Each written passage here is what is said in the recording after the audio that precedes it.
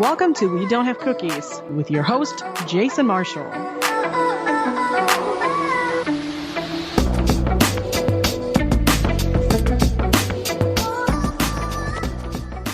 Hey everybody, thanks for downloading the show. I got a good one for you today. The podcast's official weatherman, Frankie MacDonald, will be here. A couple of new segments are going to debut, and the return of New Zealand's own Benny Mack, all here this week. But first, my guest today is one of the most popular guests I had on last year. She's incredibly entertaining and some would say even controversial. From Big Brother 19, it's the one and only Elena Davies. How you doing? Hi, I really enjoyed number one, the but first, the classic Julie Chin, and also all the compliments. You know, believe it or not, being called controversial is something I appreciate. You're the first person who's noticed so far. I've been waiting for people to say something. I had JC Really? on. Yeah, I had JC on like 2 weeks, maybe 3 weeks ago. And I thought he would notice, but you got me, and I appreciate that. There's a lot going on in JC's head, so we'll get to that here in just a minute. But first, how you been? It's been a little while since you've been on the show. You know, I've just been really stressed. I just feel like the year of 2018 just kicked me in the ass. But I'm here. I'm surviving. I'm okay. I know that the concept of like New Year isn't an actual restart of your life. I hope this one is, though. Well, yeah, I was like, I finally got to the end of 2018 and I was like, finally, I made it. I did this thing. I survived. So 2019, let's do this. And I realized that that's illogical, that my life isn't going to just snap, turn around, reset button. But you kind of want it to. And I think mentally we have that capability of like a fresh start, blank page situation. Mm-hmm. But January has proven not to be that. So I'm just out here still struggling, developed a gluten allergy, just waking up with migraines, trying to start a podcast, failing every day, forgetting to feed my dog, but it's fine. It's fine. I'm gonna be okay. You know, I don't think I've met one person who has said, you know what, 2018, pretty great year. Not one. Right? I haven't either. Actually, just kidding. I'm friends with Jess and Cody. Never mind. They had a great year, which made it even harder for me to have a bad year because I'm like, can you stop bragging? I'm going to unfollow you on Insta. I'm going to mute you. I don't need to hear about your successes because I just want someone else to be doing worse than me. And for those who don't know, Jess and Cody were on the same season of Big Brother as Elena. And they went on to win the Amazing Race. Yeah. They got married. Yeah, so they won $1 million. They got engaged. Yeah. They got pregnant, got married, bought a house, renovated it, got a brand new car, had all these life opportunities. And I'm just sitting on the sidelines like, yes, queen. Accept those opportunities. Live your truth. And then it finally hit me. I'm like, well, shit. Can I have one? Can I have something? Can I just one thing? But no, the Lord said, I'm testing you. And I said, okay, God, I will walk through this with you, but I'm going to do it with a bad attitude and an ungrateful heart. Well, I think I know what your one thing might have been from last year. And I saw not that long ago, you and your boyfriend and former guest, Mark Jansen, were out partying with another former guest who I brought up earlier, JC. How crazy was that? Because I heard he likes to get pretty wild. You know what? JC will actually surprise you. I would say the best month of my 2018 was October, which is when we were with JC. We were in LA for Jess and Cody's wedding. Like I mentioned, it was beautiful on top of a big California hill, mountain, whatever, just stunning. But it just lined up that some of the Big Brother 20 cast was in town. So we got to see JC, winner Casey, Tyler, runner up, Caitlin Herman, and Rachel Swindler. And I really enjoyed season 20. Really wish I had the opportunity to be on that season instead of my trash bag garbage season 19. And JC is actually, he comes across on TV and on social media as so just life of the party, attention seeking in an adorable way. I never call anyone attention seeking in a bad way. That's not true. Sometimes I do mean it that way, but I don't with him. I am also attention seeking in a charming way, but he is the most low key person in real life. Like, fans are all over, especially because they're just fresh out the house, like not even a month. And so anywhere we would go with them, it's fans everywhere. And he's like the most low key, casual, chill about everything, very thoughtful and sweet. I really enjoyed like getting to know him outside of live feeds and the CBS edit.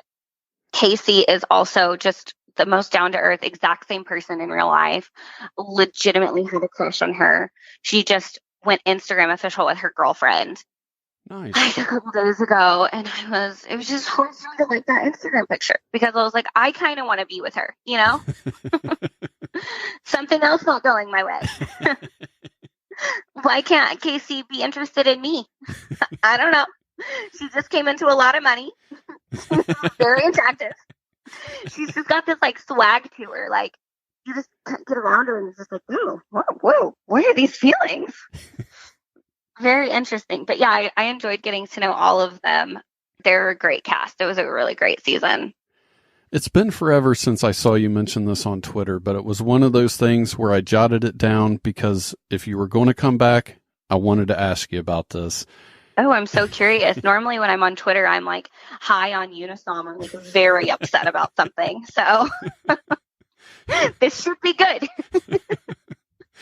You said that back in your school days, somebody formed, presumably it was a group, formed an Elena Davies Hate Club. I have to hear about that. I don't remember tweeting that, but yes, that did happen. It was actually all of my high school friends that did it, but they did it when I was in college. So, and let me just take you back to the year 2009. I don't know if you remember it. I barely do. I've had so many whiskeys since then. But Facebook was basically our only social media. I think Twitter was maybe just on the cusp. Only celebrities had it. Like, you had to be a Kardashian to have a Twitter. Let me also explain to you my schooling. I went to a tiny private Christian school in Fort Worth, Texas, K through 12th, and I went there K through 12th. Most people that went there and graduated from there had been going to the school for a very long time, starting in kindergarten or elementary school at some point. You kind of had to have the experience to make it through the high school because it was like very grueling academically. They demanded a lot from us. I was quite average there, but most of my graduating class like work for NASA now or whatever. Wow. And I'm like, it's fine. I was on reality TV. Super, super successful. But I do. The main thing I took away from that was the difference between all the theirs and the yours, and that has helped me tremendously post reality TV because that's my only clap back to the haters when they're like, "You're ugly," and I'm like, "It's your apostrophe re, you idiot." But yeah. So that being said, like my graduating class was 28 people. Wow. And I was very close to all of my friends there. Like it was, everyone, it's a very inclusive Christian, what the Lord says about not creating hate Facebook groups about people. I don't know if you read that in Ephesians, but it's in there. And so I was really shocked to find this my sophomore year of college, and it had so many members. And the way it started was because I was dating a guy from my high school. There was like a jealousy situation between his friends and his time spent with me and me being prioritized over them. And so I think that's why they started to take it out on me, even though it's not like I had any say in any of it. But that was the start of it. And you know what they did? They're freaking geniuses because, and I hate to even give them this credit, they started the Facebook group and named it something different. Like, oh, we love sports. And then invited like the entire 3 or 4 graduating classes surrounding my graduating class. So a ton of my friends And then once everybody had accepted, they go in to like change the name to like We Hate Elena. And Wow. so then when I finally come across this Facebook page because someone alerted it to me, and it's not like you notice when that happens that you're in a Facebook group and like the name changes. No one's paying attention to Facebook groups, not in 2009. I see that it has like 100 members, and it's all my friends, like people that I was still friends with and hanging out with, much less the creators of the group were people that I still thought were friends. Isn't that so sneaky? I mean, if you want to start a hate Facebook group, that's the way to do it, because it really gutted me knowing that my good friend Tori and Tally were both in the group, and then I was also texting them that same day. But yeah, I think they did it out of just drunken jealousy and like, oh, let's be funny, let's troll, on Facebook. It started out with just little things that they would do and snowballed into that very fun time of my life. And if anybody noticed a little difference in the audio quality for a brief second there, I was on Facebook. I think somebody was trying to call me, and I had to mute it. That feature is so ridiculous. Yeah. But good news, the hate club is not there. So did you Google? Oh, did you get on to see if there was a We Hate Elena Facebook group? Yeah. I think those pages they've all gone to Reddit now. That's where most people hate me these days. It's Reddit. That's why you can't find it. I think that's all Reddit is, isn't it? Yeah, I'm pretty sure. I have like a strict policy in my home that I don't get to Google anything that starts with red. Like I'm not looking up red yoga pants. No, nothing that starts with those 3 letters, because my auto search, it's like suggesting Reddit, Elena Davies. And I'm like, nope, not going there. Don't have the mental strength today. Better have it in me. I have another question from something I saw on Twitter a long time ago. It was probably around this time. Who keeps giving out your phone number, and who are they giving it to? Oh my gosh, I think I know exactly what that tweet was about. Mm-hmm. And this is so shady of me to say. I'm like very, very protective of my phone number. I have been for a long time. It's not just the Big Brother thing. I was on the radio previously on like a fairly big show and had a bit of a following. Maybe that's what kind of triggered my like, okay, we need one place of privacy. Like Snapchat, everybody's sending you D-pics. You don't get it there. Instagram, you got all the likes, you got people asking about your feet in your DMs, no privacy there. Twitter, everyone hates you. You're too fat, you're too skinny, your skirt's too short. So I just was really private with my phone number. And I think on my dad's side of the family, a family member that I do know and love, I'm not very close to that side of the family though, gave my phone number to someone on that side of the family, maybe like a second cousin or something, who wanted to invite me to her like mom's birthday party that was 4 hours away. And I'm such a brat that I even commented about that, because of course there was no like ill will, but I'm like, I've never met you. If I don't know you exist, you don't get to have my phone number. Yeah. And I'm such the person that it's like, you need to ask someone before, like, hey, do you mind, this person would like your phone number, they're asking to have it, may I share it with them? I'm very old fashioned that way. Mark doesn't care at all. And the other thing is just like the internet is crazy. I mean, I still have fans texting me. I have fans that text me.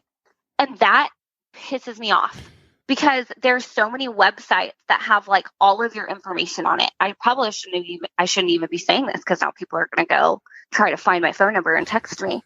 But I thought I had scrubbed all of the websites that kind of give out all your information. And then there are still 1 or 2 that people will find it somewhere and just text me like they and even at that point, I feel like there's like a level of respect where, okay, obviously she did not give this to me, so she doesn't want me reaching out to her. And they'll still text me and be like, hey, or call me in the middle of the night. It makes me so mad. I am weirdly protective of my phone number too, and long time well, I have it. That's true. And one of my most frequent guests, and I do consider her a friend of mine, she still does not have my phone number. And no offense to her, I still don't plan on giving it to her. You just have to have like some place that's that's like private. And I get so overwhelmed right now in my phone. I have over 60 text messages that I haven't responded to. And not because I'm mean, not because I'm blatantly ignoring people, but there are some people that are quote friends or acquaintances that have had my number from whatever reason, and they will quadruple text me about something that isn't relevant to my life. And this makes me sound so horrible. And I don't mean it this way, but I have so much on my plate and I feel like I'm in demand just because I was on TV. And I think that was my issue with the family member situation is I've had people come out of the woodwork oh, hey girl, want to get coffee? And I'm like, no, because you didn't want to get coffee with me in 2016. And I'm the same damn person. You only are interested in me because you think I have some level of fame and it's going to make you look cool. And in reality, it doesn't. So I just feel like people are pulling at me in every direction.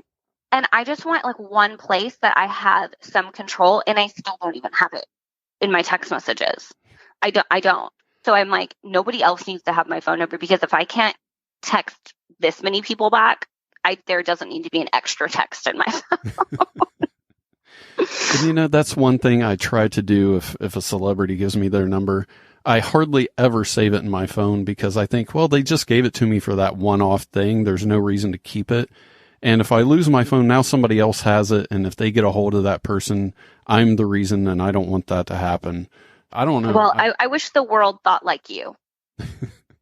But that brings me to my next question. I've had a lot of strange interactions with not just listeners, but former guests even. Really? Yeah.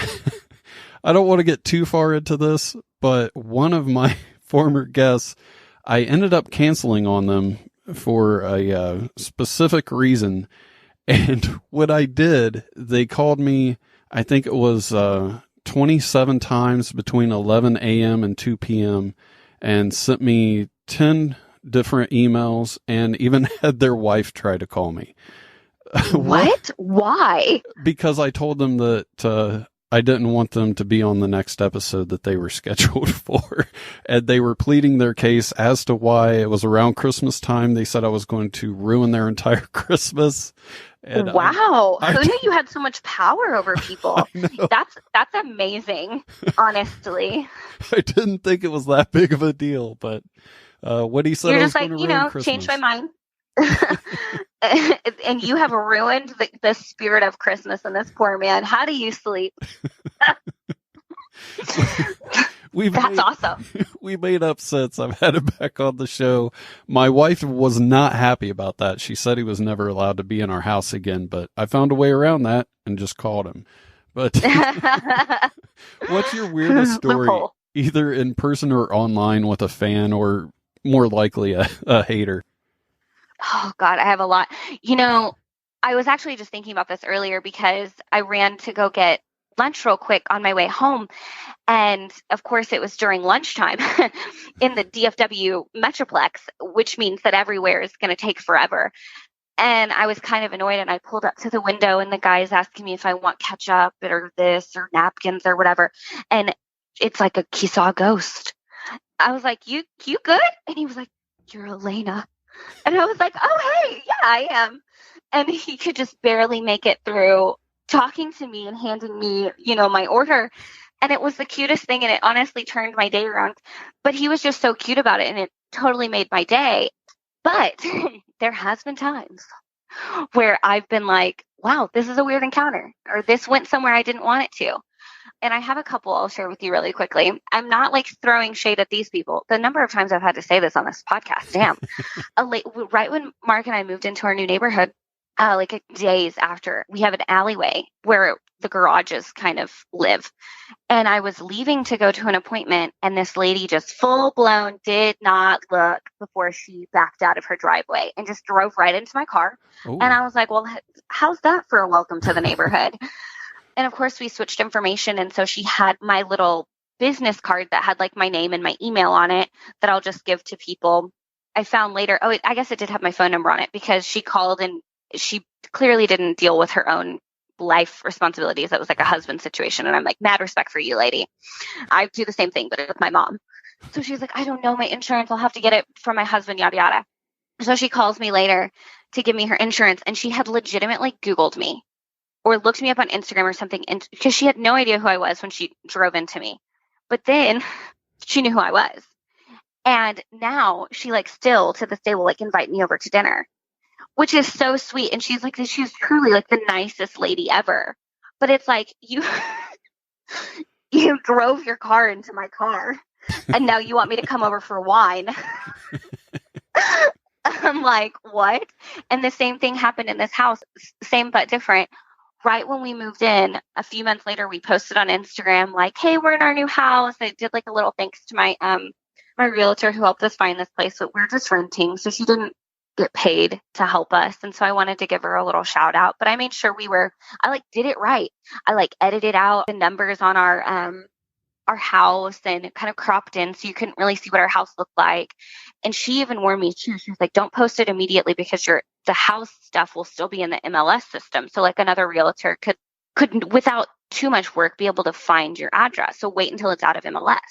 So I waited like a couple months to post that we were all moved in and stuff. 20 minutes later, knock on our door. What? Of a lady who was welcoming us to the neighborhood as if we had just moved in like that day, telling us that she's like a dog walker and, in the area-ish that we live in or whatever, and just kind of chatting. And I was like, okay, this is getting long, but I'm okay. Like, okay. And then she finally was like, okay, I can't lie to you. My daughter's a huge fan, and she saw that you posted and knew that you lived here, saw the house. Can she come say hi and get a picture? And I just like felt so violated in that moment. But I also like have a little bit of respect for the mom. Like, she's just out here trying to make her daughter's day. And I love that she is willing to do that. And they weren't mean or aggressive or actually invasive in any other way. So our like daughter ran over and tried to still play it off like she didn't know who we were and was meeting us and shaking our hand. And then before they ran off, she was like, just run in for a picture. So she like took a picture of us with her daughter. And I just like closed the door and I was like, what a weird thing that happened. It's same with like the phone number thing. Like if you figure out where I live, you want to have some kind of balls to just show right up, Was her like, daughter? hi, internet stalked you. Was her daughter still pretending not to know who you were when she took the picture? Because that would be even weirder. Kind of, yeah. Like the mom like finally outed herself, and then the daughter was calling her, and she was like, hey, run on over and meet the neighbors. And so she came up, and she was clearly shy and like, like nervous to meet us. But I'm like, is this happening? Are you at my door right now? It's crazy. And then another fan I just found out like moved down the street, and I don't know if they know exactly what house we live in, but apparently they recognized Mark. And I kind of put a prompt up on my Instagram to be like, hey, why do you follow me? What do you like about me? What's up with you? I wanted to get to hear from my followers. And so the person took advantage of that opportunity, was like, hey, we actually moved in close to you. So I messaged the guy, and his address is literally like very close to us. And it's just weird. It's just weird that people know who you are. And it doesn't get it's normal.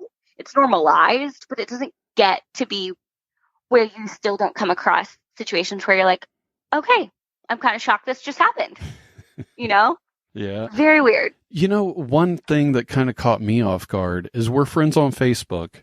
Somehow that ported over into my Yahtzee app. I've been talking about that the last couple of weeks on the show. And one day... should we play Yahtzee with each other? We should. Are you propositioning me?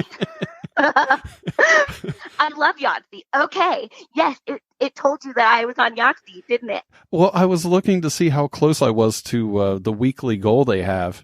And all of a sudden, there was your picture. And I was so caught off guard. And I didn't know what to do. I was going to play you, and then I was like, oh, I don't want her to think that was some weird thing that I just started Yahtzee stalking you. You searched me on the Yahtzee app. It's funny because how connected and like intertwined social media is.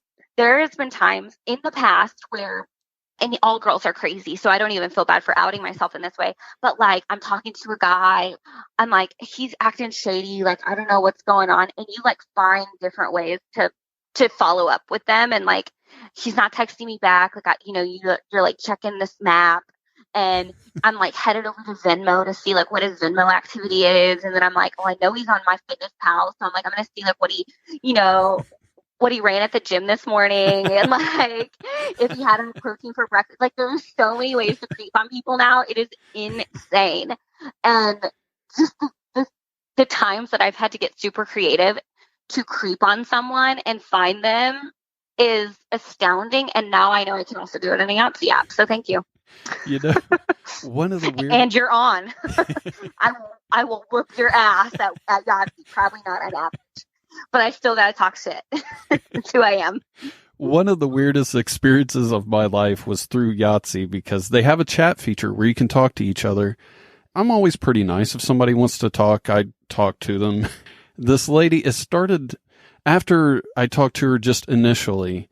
I started to realize she's kind of weird because she would just keep asking to be Facebook friends and this and that and wanted my phone number. And I kept telling her, like, there's really no reason for that because presumably all you want to do is what we're doing now, and that's talking back. And we forth. have the functionality to do it here. Yeah, so let's just keep doing this. And one day I accidentally told her what my wife's name was. I mean, it wasn't an accident. I told her what it was, but I wasn't really thinking, so I try not to tell people that. Apparently she'd been trying to find me on Facebook, but she couldn't because I have a pretty common name. So she was using my wife's name to look her up on Facebook. Because one day she sent me a message like, "Hey, is your wife a nurse?" I was like, "No, why?" And she was like, "No reason." And then it started clicking when she was asking me all these things. Would it have been weirder though if she was like, "Because I've got this weird bump on my ass." I was just trying to get some medical advice. It's fine. Never mind. Carry on. One day she sent 3 sixes. One day she sent me a message said, "I hope you enjoy the pizza." And I was like, "I don't know what you're talking about." And she was like, I called Domino's and there's one coming to your house. I hope you enjoy it." I was like, "Okay, you're blocked everywhere. Now I'm looking for you." Because we got. Oh my God. But you ate the pizza though, right? I mean, no, it's polite. Thankfully, there's one or two more people with my name in the city, and I'm sure they got it. And I'm sure they really enjoyed it and was very confused. Oh my gosh, that is so strange. That is so strange. But also, like, kind of do want someone to just send me pizza. So it is kind of. And if you find my address, I'm gluten free, so it's got to be a cauliflower crust. No poison, please. I was going to ask you about that. You had a video up where you were talking about being gluten free now, and you were kind of curious as to whether or not Coke was gluten free. You got quite a few responses, and later that night you made a video and you were very emotional about all the responses. I was wondering, do you still get misty-eyed thinking about that? Are you able to even talk about it right now? Oh gosh, that's so funny. So I was very, very hungover. When I say very, very hungover, I mean, I'm at that state of like, I am unwell, but also still drunk for sure. And my go-to when I'm hungover, I'm not a soda person at all. I used to be, and then I found water, and I'm like, damn, this shit's kind of cool. So I've been drinking that. Before water, I exclusively drank Diet Sunkist and beer. That's it. It was the only things I had in my house and the only things I'd be sipping on. But Mark, my fitness and nutrition boyfriend, has changed my ways. But when I'm hungover, I need a Coke or a Dr. Pepper. And so it was like a week into my gluten-free lifestyle. And I'm like, I swear they hide gluten in everything. And there's so many FDA laws where somebody needs to FDA the FDA because you're allowed to put gluten-free on something, but then still have something in the ingredients that's made with gluten. It's rude. But I was like, I can't physically, I don't have it in me to do the acceptable research to find out if there is gluten in Coke. And it sounds like a stupid question. Like, is there gluten in Coke? It sounds stupid. But when you actually are in the position where you can't have it and you find the hard way that there's gluten in something that you would never have believed there's gluten in, you ask or you Google. So I Googled it, and I opened up just so many messages of people sending me screenshots of Google or like a copy and paste or like, no, it's safe, you're good. And like they kept rolling in through the night. And when I posted the follow-up video, I was, I think, still a little drunk. I was in my feelings. And it just amazes me, the world that we live in and the social media fame or influencer lifestyle and the fact that this many people care about me to stop what they're doing to answer a stupid question that I had because I was hungover drunk. And I just was so grateful. And even still, I'm like, I think about it all the time, how hard it must be for somebody to go gluten-free and not have 285,000 people to ask every single time they have a question about it. Because it's like, honestly, like my Instagram is my Google now. I would rather ask my Instagram followers a question than Google it myself because I trust them. And like, I trust that they have my best interest in mind. And I've posted pictures of my food or talked about something and someone will pop in and be like, hey, just so you know, that's actually made with vinegar, which is made with gluten. So don't eat that moving forward. Like people care about me. Isn't that sweet? Yeah, that's very nice. And it's amazing. And my mom had to go gluten-free a year ago or so. And I have taught her so many things about it just in the last like 2 or 3 weeks because I am so lucky. I'm so blessed that I have so much help and support from my Instagram followers that there are things that she hasn't learned in a year of trial and error and research that I've learned in just a couple of weeks from my follower friends. Wow. And it's amazing. And I agree with you about the FDA needs somebody to watch out for them because I guess you have to have some kind of leeway here, but I heard the calorie count on a box, they can be anywhere from 10 to 25% off without getting in trouble for that, which is insane. I guess I'm kind of naive for thinking it was exact anyway. It's kind of dumb, but I just thought whatever it says on the box, that's what it is. We are living in a world of fallacies, my friend. Everybody's lying to you. It's false advertising everywhere you look. You know what? That's a great segue to my next question. The last time I had you on was to talk about your experience on the CBS reality show Big Brother. We're not going to talk about it much this time. If anybody missed that episode, I'll have a link in the show notes where you can check that out. But I want to know what your thoughts are on this current season, or are you watching it? I'm not watching it super, super religiously. I still get a little bit of like Big Brother PTSD where I can't describe to you how I feel or why I'm feeling it, but it's an overwhelming amount of mixed emotions. And then guaranteed that night when I'm trying to fall asleep, I'm putting myself back in my season, which was horrible. And should have done this, wish I would have done that. Why did I even go on the show? Filled with doubt and regret. But I've watched a few episodes here and there, and I try to keep up with what's going on in the house just online because I do want to know, but I don't want to have to watch the CBS edit because it makes me cringe. So I'll say there's like a few disappointments. One of them for me being Joey Lawrence because I thought he would have been like a charming person, good at comps, kind of fun to watch. Like I thought maybe he'll have a fun personality, and he's kind of been a bummer. Joey Lawrence is the worst, and I love it. He's sort of the worst. Yeah, I didn't want to say that, but you're not wrong. No. I was expecting to feel very similarly about Ryan Lochte as I did about Meta World Peace, and I did. Just kind of entertaining and funny in a in a way that's not meant to be because you don't really know where you are or what's going on. But Ryan was surprisingly more entertaining, and yeah, he didn't know a ton. He is a little out of it, but he was like in a charming way, and I learned to really like him. He's kind of like that dumb dog that he doesn't know what's going on, but God, he's so much fun to watch chase his tail. Yeah, but at the same time, at least he was like not afraid to win a comp and try, and is gonna sort of play with some strategy. When Kato got HOH, he's like, let me go kind of try to talk my way into safety and give him a deal, and he's not afraid to put people on the block and run his HOH.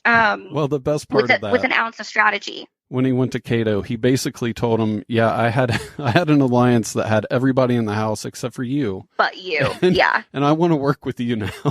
I thought that was right. I'm like, great. There's a better way to word that. And it's, hey, I know for a fact that these people are in an alliance. Like the girls clearly have one. Like, obviously I was close with Jonathan and he's gone. And so I kind of feel like I'm riding solo, but I think we would be a good team. There's a different way to word it. Maybe I don't even have the right way to word it. Clearly I didn't do great at the game either. But Yeah, You made maybe it don't further say than like he I did. picked my alliance from the beginning and I actively chose not to include you.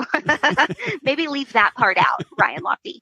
But I'm really disappointed to see Jonathan and Ryan go because Jonathan's a huge fan of the show. He's become very good friends with a lot of the Big Brother players that live in the LA area. Mhm. So he knows the game. And I think he really was like super excited to be there and deserved to be there. And I hate to see someone like that go who's really appreciative of the opportunity. I don't like to see him go. I wasn't rooting for him necessarily, but I wanted him to be there for a long time. I learned to like Ryan a lot, but at this point, I am full blown, full power ahead rooting for Tom Green. I think Yeah. I wasn't expecting to like him, but he's just doing all the right things for me. And he's very entertaining. He likes to talk to the camera, the live feeders, and he's trying to play the game. He's doing a good job. So I'm hoping that he makes it really, really far. And I have some questions about if the mooch thing was actually planned or not. That seems Yeah. like a very strange twist. I don't understand the purpose behind that twist. But Yeah, I was going to ask what your thoughts are on that because I don't want to talk about Big Brother too long because I don't want the listeners to be upset about that. But that was a weird thing where they were like, surprise, he's not a real player. And that really it's didn't like, seem but why? legit. Yeah. It doesn't, like, I don't see the purpose behind it. I don't see what it did for the camera aside from give Jonathan Bennett another shot at safety with that second veto. And I think they really wanted to keep him in the house. And they do try to rig stuff like that. So I don't know if that was part of the purpose, but I don't get it. I don't understand it. I didn't love it. And side note, I was told I may be on a podcast with Anthony Scaramucci coming up. So keep your ears out for that. That'll be Really? interesting. Oh, So- that would be fun. If you just get a chance to ask him some sidebar questions about Big Brother, please do it for all of us. Yeah, I'm going to try to bring him on here to talk about it if I get to do that show. So that'll be I heard that he had to sign an NDA to not talk about the twist or anything that pertains to his going on the show or leaving the show. I can see But that because that also could be quite false. I've recently learned not to trust everything you read on nutrition facts and the internet. you're going to be coming out with your own podcast soon. What can people expect to hear on it? I have no idea. I am equally as surprised about what's coming out of my mouth as you are. No, I mean, I have somewhat of an idea. It's going to be called the Miscellaneous Podcast, which my new go-to there is if you don't understand the name, you don't deserve to listen to the podcast, okay? I don't want to explain my jokes to people, all right? You get on board or get out. But I just I want it to be kind of a fun, cheeky, just real place for girls, gals, and gays to come hang out with me. I don't know that I'm going to be providing a whole lot of value in every episode. It's not going to be change your mindset, change your life, let me inspire you. Maybe an ounce of that, but I just want it to be a really fun escape from people's reality. And you having a bad day, let me make you laugh. You having a bad week, let me distract you from that. Your boyfriend just dumped you, he cheating. Here, laugh about this. Laugh about my embarrassing moment. And just be able to open up with people on a different platform. And, I love the sound of my own voice. So it's great for me also. I want to have guests on occasionally to chat about what I want to chat about, what listeners want to hear about, and just make it a really real, raw, life isn't perfect, but let's make fun of it and do it together kind of community of people that want to hang out for 30 minutes to an hour every week with me. I mean, the name says it all. It's going to be a miscellaneous podcast. It's going to be, maybe I'm going to talk about celebrity gossip and reality TV. Maybe I'm going to have just a friend on to shoot the shit. Maybe I'm going to rant. I might have some kind of produced segments or bits planned out that people can come to expect every week or every couple weeks. But I'm excited for it to finally launch. It was supposed to be out in January, but me being as on brand as possible, it's late. So, I'm like, I was kind of frustrated with it, but I was like, you know what? That actually lines up pretty well with who I am as a person. I say, tell me where to be and when to be there, and I'll be there in 45 minutes after you. So, same with my podcast. It's just going to be a month late. And that'll be dropping every between Sunday and next Monday. Right? Right? Yeah. Yeah, it's like apparently in the podcast world, you need to be pretty strict on which day of the week you're going to release an episode. And I'm like, I don't want to be married to that. You know, you'll get it when you get it. Okay. if you get it on a Monday, surprise. If you don't get one at all that week, are you surprised? I'm not. That's been my motto. Is there anything you'd like to promote before you go? Mostly just myself and my podcast. I'm on Instagram at Elena Davies, and I realize there are several different spellings of that, so let me do you a favor, and it's ELENA DAVIES. Like we mentioned earlier in all my tiers, I love my Instagram followers. I DM you back, I comment you back, I chat with you. It's my favorite place to be, and that's because my block list is very long. I created that thing. It took work, okay. But I like to get on and share my day with you, share my chin acne with you, share my just the realness. I hate the fairy tales that people, influencers and celebrities create on Instagram where their lives are perfect and their boyfriends are perfect and they wake up to flowers and a milkshake every morning and everything in their life is beautiful. They don't have one flaw. They're 5 pounds underweight. Like none of that is true. I just want to be as real as possible with the world and not produce any unhealthy standards for the women and gays and the one guy that follows me.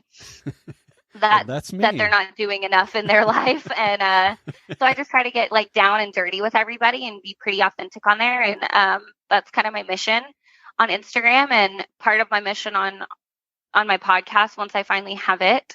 So yeah, I would say come if you like me at all or want to try to learn to like me, then come follow me on Instagram and hang out there for a little bit. My podcast has an Instagram. It's Miscellaneous Podcast, but that's even harder to spell, and I won't even fault you for that. It's tagged in my Instagram bio. So, and I'll have links to both of those in the show notes.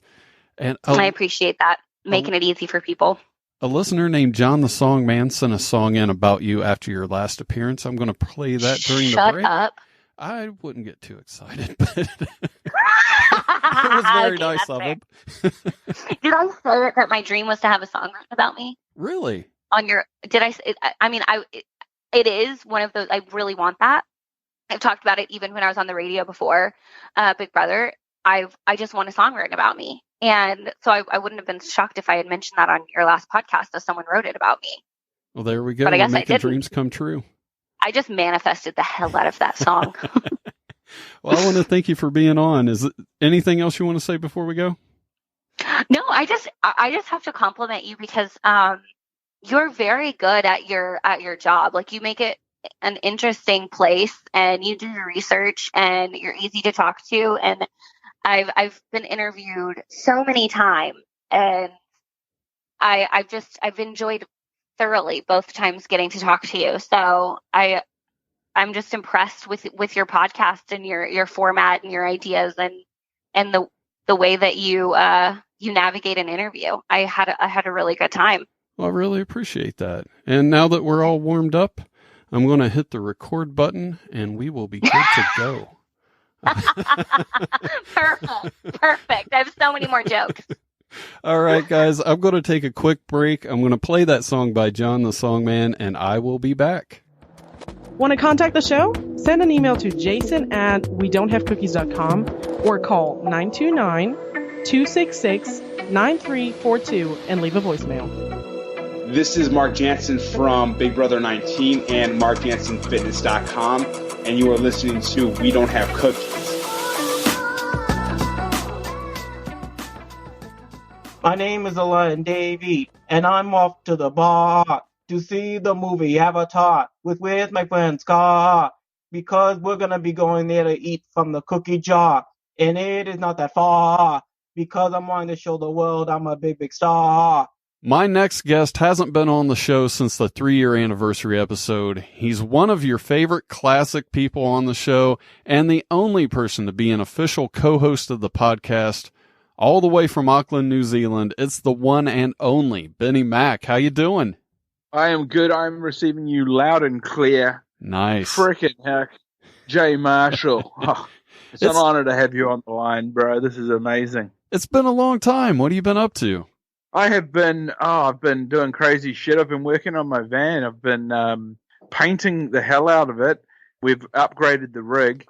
I was going to say, the last time we talked, you turned your van into a mobile broadcast vehicle that you could broadcast live in. Yep, we've got the solar panel on the roof. We've got a big roof rack. We can climb up there if we need to haul some human up onto the roof for any manner of reasons. We've got a big battery bank in the back. We can charge and live stream and do all this stuff off the grid using the power of the freaking sun. Nice.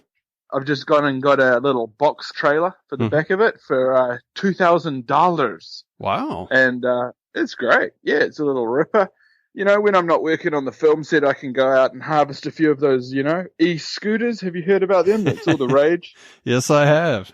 Yeah, man. So we go out there and we scour the streets. We haul in some lime scooters and we're, charging them up and putting them back out there on the streets for the commuters. Scooters for the commuters, I like to call it. I thought you just drove them around back there. Yeah, well, it is what it is, mate, I like to get a little Apple box and just sit on the scooter, use it like a little motorbike, I'd like to think of it as you being the guy that gets in the motorcycle and the round ball in the circus. It's chaos. I mean, it is practically a circus act. I mean, I weigh in at 345 pounds, and it's not a mean feat, I mean, I can feel my ankles flexing out. But hey, you need the little Apple box you sit on there, and people, they have a laugh. They see you come in there in hysterics. I'm sort of laughing too because I feel that way, and I'm trying not to crash. I'm sitting on an Apple box here. I'm half inebriated. I'm doing a new thing on the show where I have my guest from the last episode ask a question for my next guest without knowing who the guest is going to be. And I have a question from you from the last guest that I had on, comedian Darren Carter. Here's the question. What do you pay for a haircut? Okay, Dan, Mr. Carter, Dan Carter, you are the guy with the question. And what do I pay for a haircut? Well, I think if I'm going to get a good quality haircut, I'm white boy wasted over here. And they don't expect a white boy to rock a zero fade. But I say, hook me up with that zero fade, I like it to look tight. And I say, when you're at it, clip in, line up the beard, line me up, brother. I need to look all funky fresh when I'm stepping out of here. I'm going to pay you $35. This is my final answer. Lock it in, $35. That's great.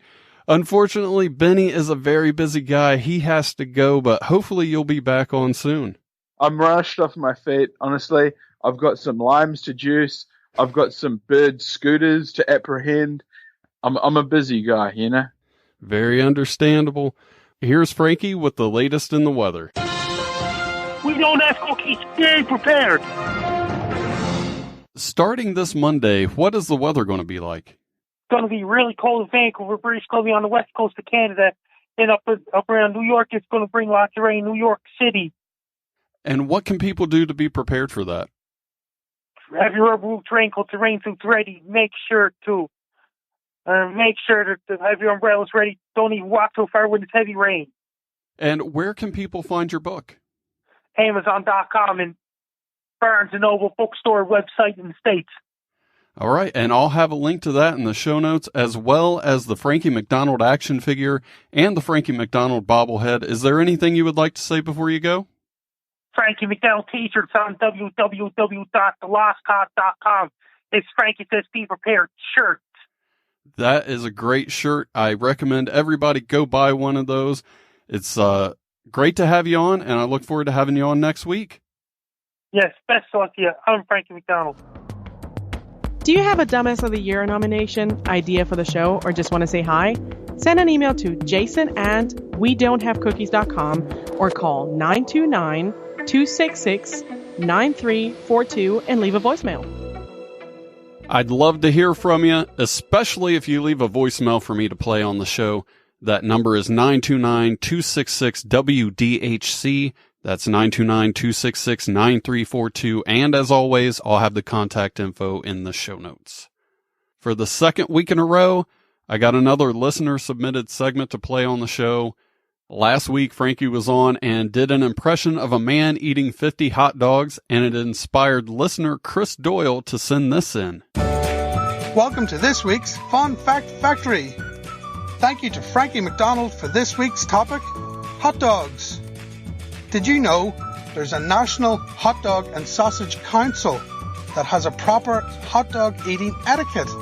Tips include no ketchup for people over the age of 18, no condiments, no utensils, and a hot dog should be eaten in 5 bites. They allow 7 if it's a foot long. So remember that the next time you want to swallow 12 inches. I love it, Chris. Thanks for doing that. I really like how all the stuff that he has sent in had something to do with the last episode. And speaking of segments, here is the latest attempt by Fran Kissling to help spread awareness and make the world a little more Swiss. People often ask me, what exactly is Swiss comedy? Swiss comedy is about turning up on time and leaving the stage as you found it. Next week, I'll be debuting another new segment by the Wood Enthusiast, but now it's time for neighbor news. This week in neighbor news, the neighbor I've been talking about with the Christmas lights has had his mailbox knocked off by the snowplow for the umpteenth time since we have moved in. I'm starting to think it's personal, but it's been on the ground for 4 days now. I'm not sure how long that's going to last, but I'll make sure to keep you guys informed. And it's February 4th, and his Christmas lights are still up on his porch. What will happen first? Will the lights come down, or will the mailbox go up? Stay tuned. Shoutouts to everybody helping out last month. Lone Wolf GAM on Instagram and Twitter for always sharing the show. Jake Hudson for the cool picture he drew about the podcast. Chris Doyle for the segment that he just submitted today and for last week. Also the video that you can see on the podcast Facebook page, facebook.com/We Don't Have Cookies. And to Jason Lampro for talking about the podcast on his show. Speaking of other people's shows, I briefly touched on this earlier in the episode. I will be the guest host of the Bowling Alley this week with special guest Anthony Scaramucci. As everybody knows, Kenny cannot stand Donald Trump, and Anthony Scaramucci worked for him and still supports him to this day. I have no clue what is going to happen, and you do not want to miss it. It'll be a live show, and I'll be putting up links on social media, so follow me to get a heads up on when it will be happening. I'll have links to my social media in the show notes. Now let's get into this week's Strange Days. If you're listening to this on the day it comes out, Monday, February 4th, is Thank Your Mailman Day. My neighbor will not be celebrating that. It is also Creative Vacuum Day and Stuffed Mushroom Day. Tuesday is National Weather Person's Day, so make sure you tweet to Frankie tomorrow to let him know how much you appreciate him. It is also Chocolate Fondue Day. Wednesday is Lame Duck Day, which sounds pretty lame. Thursday is Send a Card to a Friend Day. Friday is Laugh and Get Rich Day, so help me celebrate that by going to WeDon'tHaveCookies.com and hitting the donate button at the bottom of the page. Every dollar helps. Saturday is Toothache Day. I have no clue how you celebrate that, but it is also Bagel and Lox Day. And finally, Sunday is Umbrella Day, so grab an umbrella and watch Mary Poppins with it. That's going to do it for this episode. I'm not sure who's going to be on next week. I've been talking to a lot of people, so all I know is it's going to be fun. You don't want to miss it. I'll talk to you then.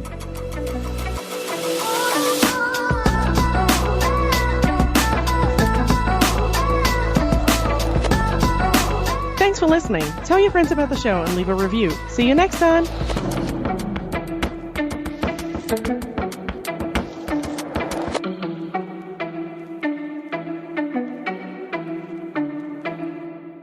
Over yonder is all honky-jawed and you little whippersnapper.